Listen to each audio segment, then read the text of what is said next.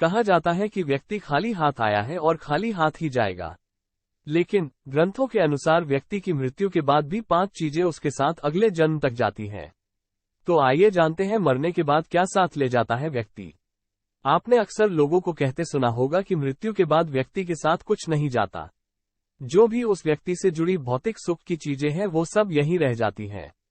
अगर पुराण, वेद और बाकी धर्मग्रंथ को देखा जाए तो उनमें स्पष्ट बताया गया है कि व्यक्ति की मृत्यु के बाद भी कुछ चीजें उसके साथ अगले जन्म तक जाती हैं। कुछ चीजें ऐसी हैं जिनका भुगतान व्यक्ति के अगले जन्म में भी करना पड़ता है। तो आइए जानते हैं ऐसी कौन सी 5 चीजें हैं जो मरने के बाद भी व्यक्ति के साथ जाती हैं। मृत्यु के बाद भी साथ जाते हैं कर्म। गीता में कहा गया है कि मनुष्य जीवन बिना कर्म के संभव नहीं है। हर पल मनुष्य अच्छे या बुरे कर्म करता है। मृत्यु समीप आने पर व्यक्ति के कर्मों द्वारा ही तय होता है कि उसे परलोक में सुख मिलेगा या दुख। इन्हीं के परिणाम से अगले जन्म में अच्छा बुरा फल प्राप्त होता है। कर्म 7 जन्मों तक व्यक्ति का पीछा नहीं छोड़ते हैं। इसका एक उदाहरण महाभारत में भी मौजूद है। बाणों की शैया पर लेटे हुए भीष्म को भगवान कृष्ण से जब भीष्म वे पूछा कि मुझे ऐसी मृत्यु क्यों मिली, तो भगवान कृष्ण ने उन्हें 7 जन्म पहले की घटना याद दिलाई। 7 जन्म पहले भीष्म ने एक अधमरे सांप को उठाकर नागफनी के कांटों पर फेंक दिया था।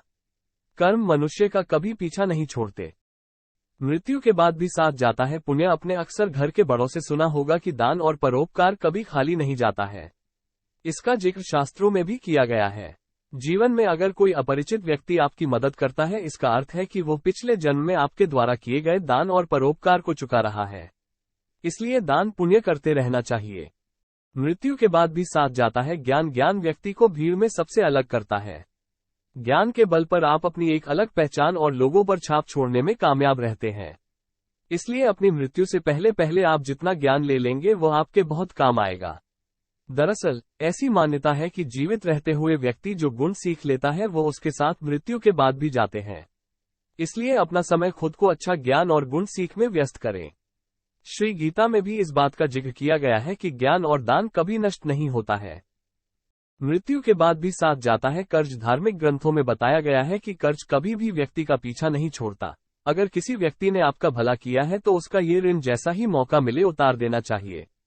अगर आप किसी का ऋण नहीं उतारते हैं तो उसे जन्म जन्मांतर तक चुकाना पड़ता है, वो कर्ज उतारना पड़ता है। अगले जन्म में वो कर्ज किसी भी रूप में आपको चुकाना पड़ सकता है। साथ अगर आपने किसी को कर्ज दिया है और उस व्यक्ति की मृत्यु कर्ज चुकाने से पहले ही हो जाती है तो आपको भी बार बार जन्म लेना पड़ सकता है। इसलिए ऐसे व्यक्ति को उसकी मृत्यु के साथ ही माफ कर देना आपके लिए उचित रहेगा। मृत्यु के बाद भी साथ जाती है वासना और मोह। ग्रंथों के अनुसार अगर किसी चीज को पाने की चाहत रखते हैं और वो चीज व्यक्ति को न मिले तो मृत्यु के बाद भी उस चीज की वासना उसका पीछा नहीं छोड़ती। सांसारिक सुखों की चाहत रखना वासना ही है। वासना को लेकर विष्णु पुराण में एक कथा भी मौजूद है। राजा भरत को अपने हिरण के बच्चे से बहुत प्यार था। उसी के बारे में सोचते हुए उसने प्राण त्याग दिए। अगले जन्म में राजा को खुद हिरण रूप में जन्म लेना पड़ा। इसलिए कामना और वासना को अपने मन में हावी नहीं होने देना चाहिए। साथ ही किसी भी चीज को लेकर अधिक मोह माया नहीं होनी चाहिए।